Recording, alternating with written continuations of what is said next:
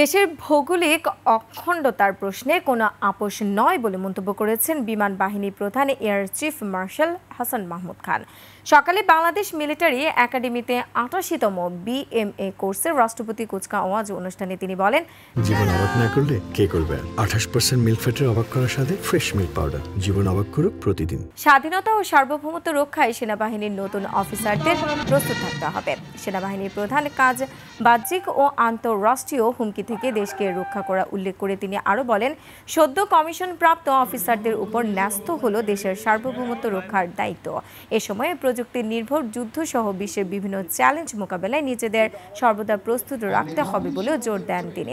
এই কোর্সের আওতায় ১৫৫ জন অফিসার ক্যাডেট কমিশন লাভ করেন। এছাড়াও কমিশন প্রাপ্ত অফিসারদের মধ্যে রয়েছেন ৪ জন ফিলিস্তিনি অফিসার, যারা নিজ দেশের সেনাবাহিনীতে যোগদান করবেন।